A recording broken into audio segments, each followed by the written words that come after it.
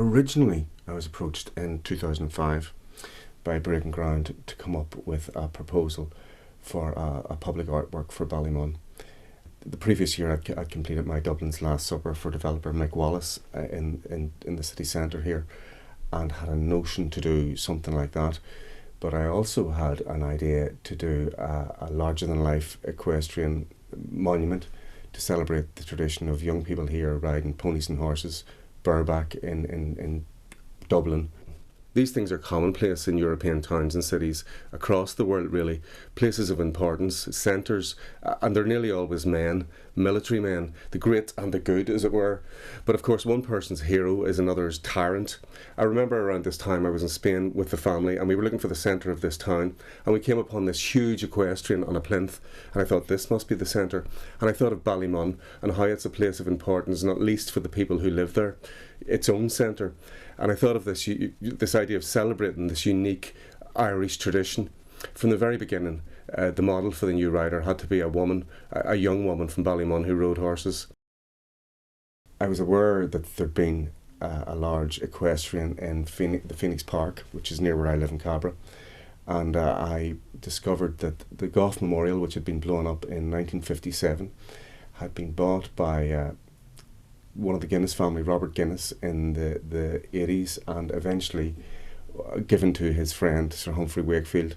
Sir Humphrey subsequently had the horse restored, put back together again, and resurrected in the grounds of his castle in Chillingham in Northumberland in 1990, I think it was. After some research, Googling, as they say, I discovered where it was in England, and I got in touch with Sir Humphrey, and he was delighted. I thought he'd tell me to go jump, but he was delighted and very keen that I could copy his horse.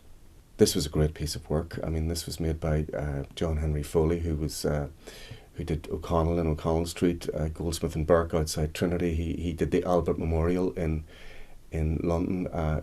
He was from Dublin. He was a Dubliner, but he had moved to London at a young age and was Queen Victoria's favourite sculptor. He was a genius, and it was a great honour to be able to copy his work. And in here somehow. I just was concerned about if you put the other bit. Okay, are you? Because the other thing is. Meanwhile, in Ballymun, Breaking Ground set up an audition to select a girl who would act as the model for the new rider. So I think there was 21 girls turned up for these auditions in Kerry, County Kildare, an equestrian centre there. So the criteria was that she had to be from Ballymun and be between 13 and 18 and genuinely into horses.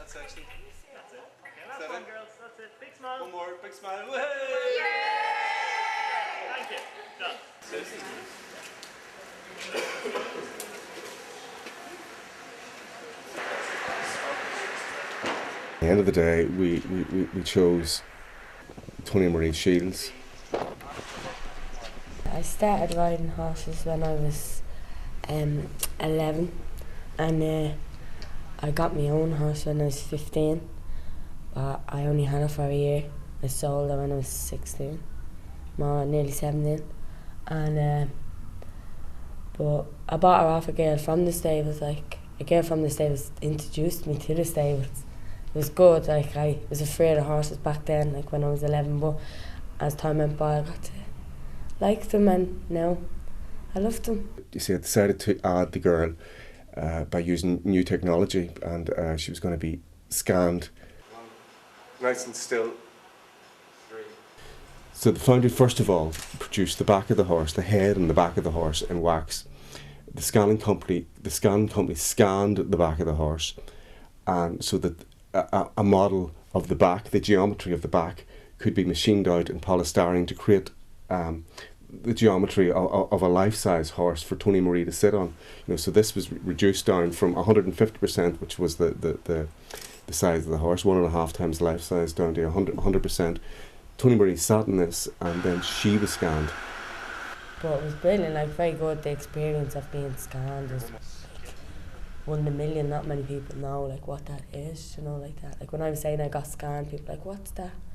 And like, but I know what it is. We got all the information on computer that we needed, but there was still a lot of work to knit the scans together and bring up detail.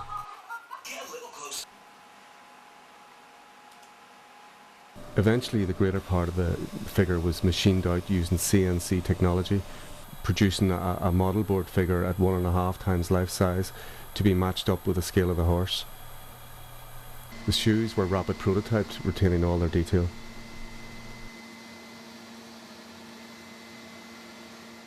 Again, the model board had to be worked into, adding, for example, a ponytail that wasn't possible to scan accurately.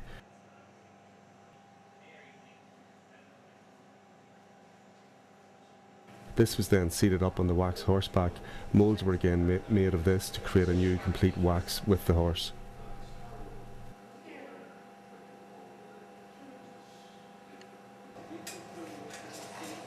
The wax is then, of course, cut up into sections, and ceramic shells are made into which molten metal is poured, the bronze. These are then welded together.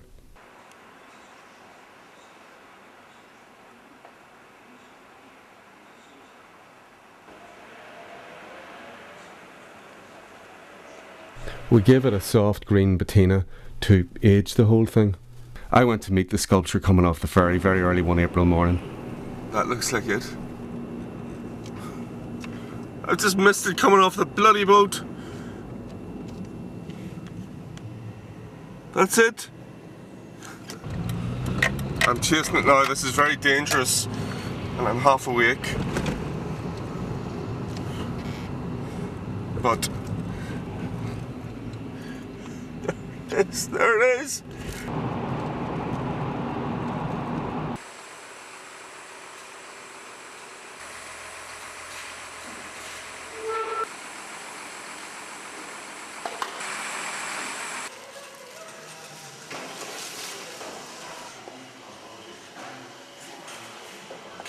It was great when Tony Marie finally got to see herself on the horse.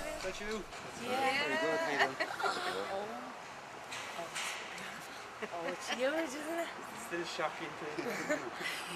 What do you think? Oh, it's lovely. Oh, it's huge. I was afraid to look. The shutters came up and I was afraid to look because I didn't know what it was going to be like. But then when I saw it, I was like, oh, it's lovely, like, it really is. Yes, that's a good point.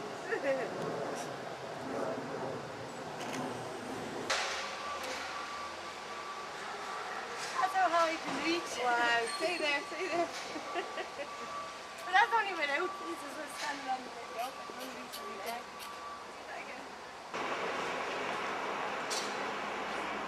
Now all that remains is for it to be mounted on a plinth in Ballymun town centre soon.